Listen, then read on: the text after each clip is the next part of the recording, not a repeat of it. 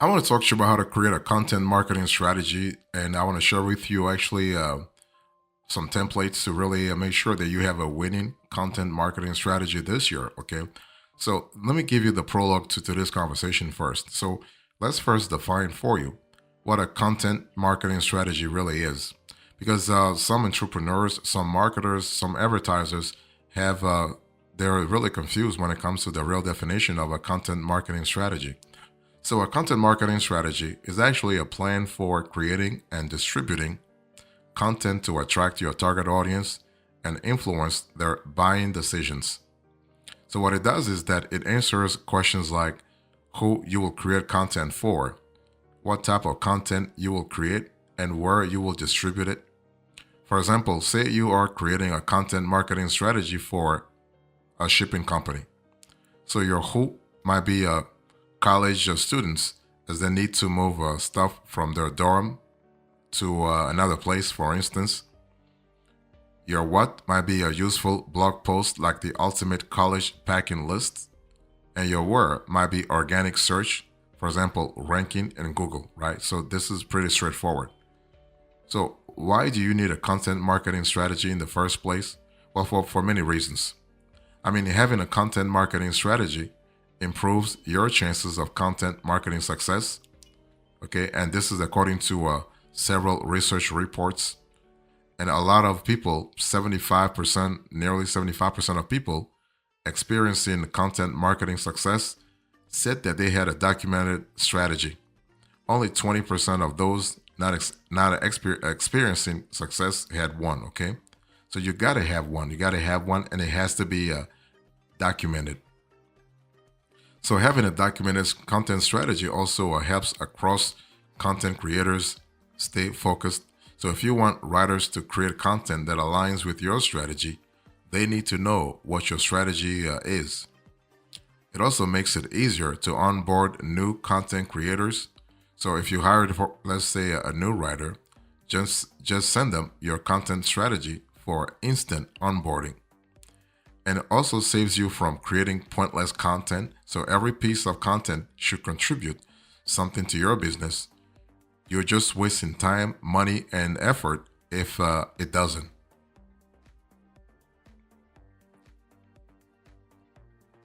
So let me share with you the steps you need to really pay attention here. So if you want to create a content marketing strategy, don't overcomplicate things, okay? Just go straight to the point. The first thing you want to do is you want to set a goal. A goal will help you big time. A goal will help you clarify your purpose. So set a goal. Why am I creating content in the first place? SMART goals, clear goals, OKRs. The list of fun content marketing goal setting frameworks is seemingly endless. Okay, so which one should you use in the first place? Well, you use the one that's easier for you. Going back to what I said, do not overcomplicate things. Okay, this framework have their uses, but their high level goal of content marketing is pretty simple. You want to influence your audience's buying decisions by showcasing how your product or service helps to solve their problems. Okay, so it's important. So basically, you can also think about keyword clustering. Keyword clustering can really help you big time in terms of validating the content you are working on. Okay, that's really good. So one thing, so if you go with SMART goals, for instance, SMART goals: specific, measurable, attainable, results based, and also time bound. You have to, I mean, realistic. You have to understand that it's it's very important to pay attention to what works and what doesn't work. Okay, so if you want to, let's say, if you want to engage customers on a consistent basis, having a clear content marketing strategy that is documented and that you tweak based on shifting behaviors is really good. For instance, if you want to increase authority and establish your company as the industry leading source of search data, you can focus on publishing more studies, okay? And those studies have to be in sync with what your target audience is actually searching for. And this is really good, especially when it comes to establishing you as a thought leader in your space.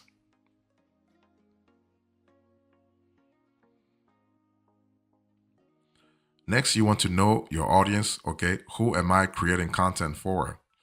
Given that you created a business to serve certain audience segments, you should already know the answer to this question. Let me give you an example. If you have an all natural pet food products, you are not targeting all pet owners because that's too broad, right? You are targeting health conscious pet owners who care deeply about what their pets eat. The more granular you go, the better. And that's what you want to have. You want to have that level of granularity. That will help you a big time.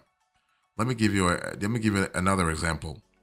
When you are basically if you are producing content for, let's say, marketers, you're not just targeting marketers. You are targeting people who want to drive more search traffic to their websites. Okay, this is actually more granular. This is actually it's not really oversimplified. It's more granular. Okay, of course you can always create a buyer persona if it really helps you. Okay, this is an imaginary person who represents the common characteristics of your ideal customer. Okay, and especially if you are in an industry that has lots of competition and you're trying to, let's say, personalize the buying experience, that's really good. I mean, to give you an example, during COVID, I mean, a couple of years ago when COVID struck, when COVID struck, a lot of us were just stuck at home, right? So those companies, those marketers, those advertisers who had a buyer persona, they still were able to create content because they knew their buyer persona so well. They were still creating content, and the buyer persona doesn't change whether you have COVID outside or COVID inside, or let's say whatever the world is going through. The buyer persona is not going to change. So those companies that made lots of money in that period were able to really do so by leveraging the data they had acquired many years before or many months before about their buyers. Okay, so things like buyer persona was really a front and center during the pandemic era, if you will.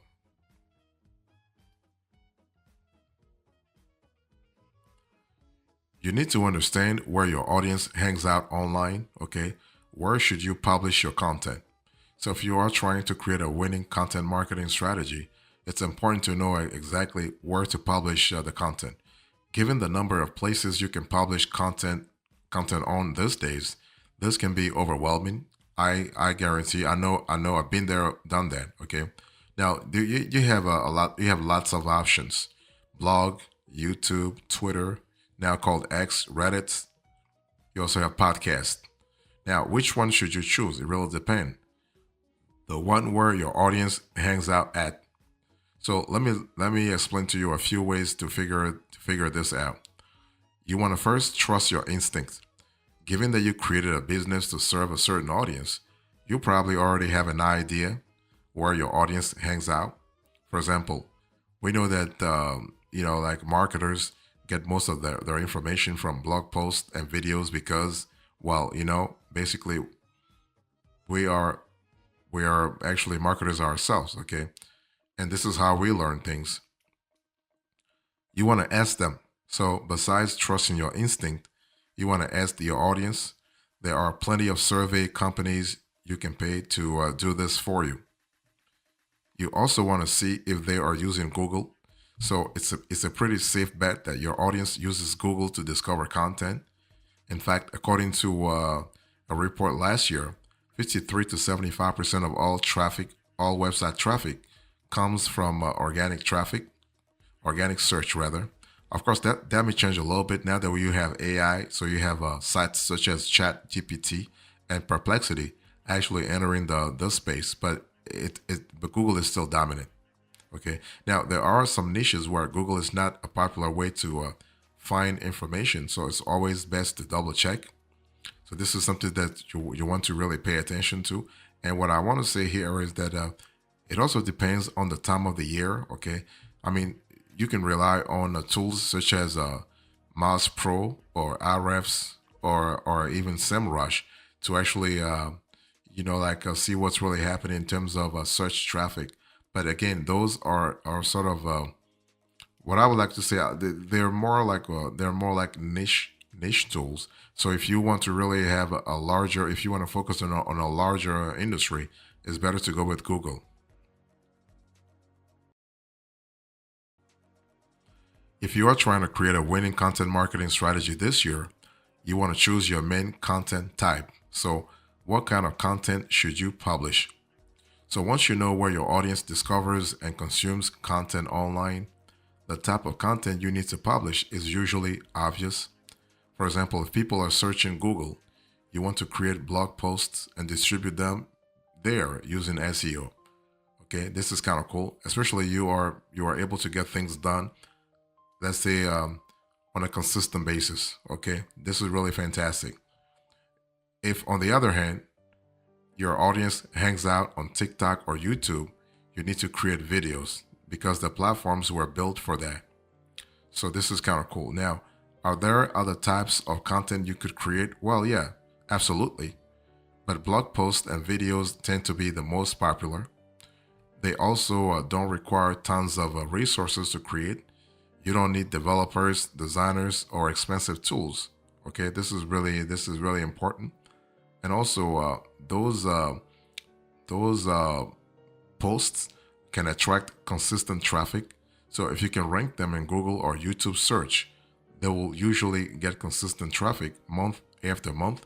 The same can be said for platforms that rely more on let's say virality, like TikTok. Okay, so either way, the important part is to focus on just one content type to begin with. Once you have mastered that, you can move on to other types and channels. So let me give you an example of how it looks like once completed. So I'm showing this to you on the screen. So why are you creating the content? Who are you creating the content for? Will you publish the content? And what type of content will you create? Okay, so this is kind of cool. And so I'm going to leave this on the screen for a couple of seconds. And I also want to talk to you about beyond content strategy. So things that do not matter. Okay. The thing is that if you are thinking the strategy that I gave you a little earlier misses key elements that you have seen in other shows, in other videos, you are right, and it's intentional. A content marketing strategy should be simple and focus on the big picture, right? Who, what, why, and how. Not everything surrounding it, especially if you are trying to scale. If you're trying to scale, the last thing you want is to have a confused strategy that will get you even more confused, and you don't want to have that.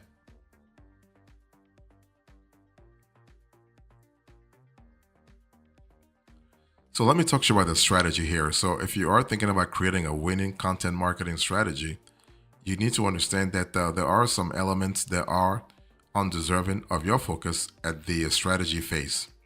For instance, brand story or positioning, competitor research, or content calendar. Those really are not deserving your attention at the strategy phase. So when I speak about brand story or brand positioning, a brand story summarizes how your brand came to be, right? Talks about its purpose, mission, and values, and wraps it all in an engaging narrative. In other words, the story. That's all about storytelling.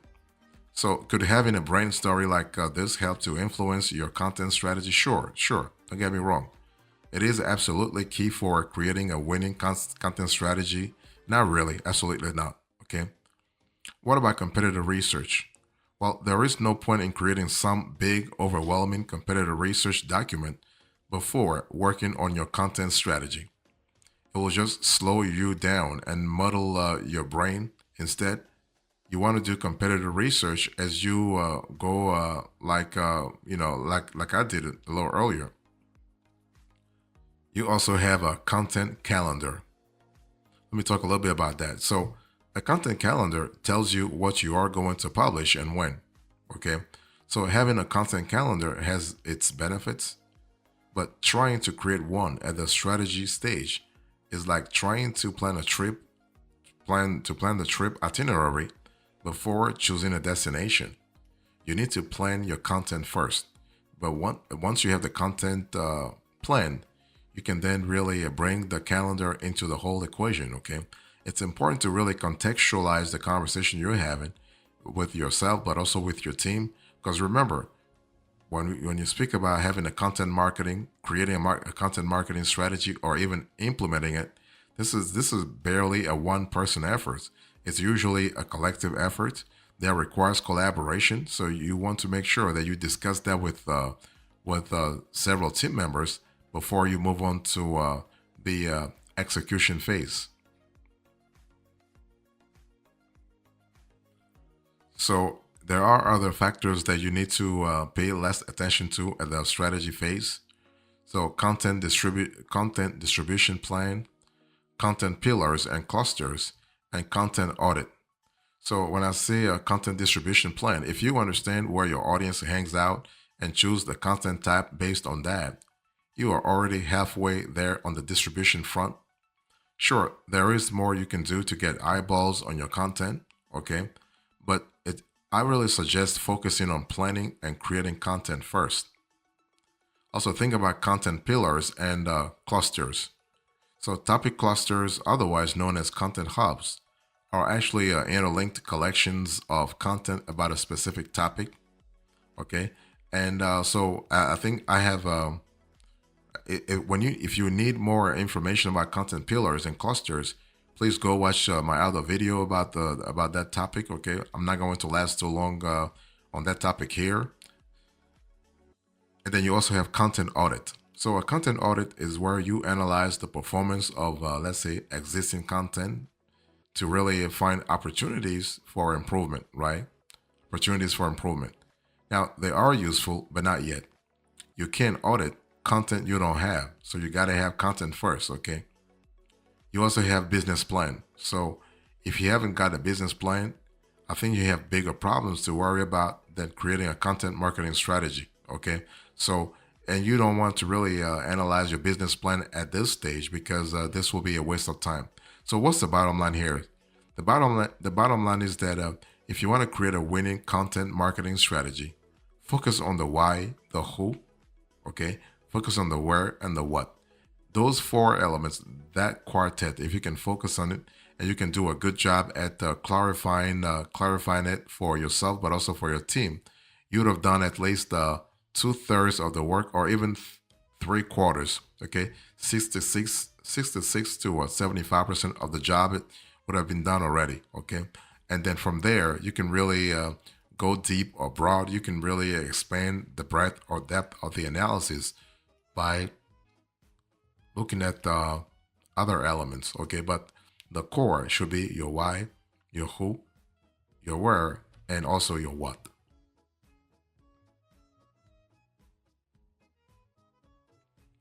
So here's the epilogue. Into this conversation, I spoke to you about how to create a winning content marketing strategy. I gave you the prologue, the steps, the strategy, and finally the epilogue. Thank you so much. God bless you. I will see you next time. Until then, remember, stay marvelous.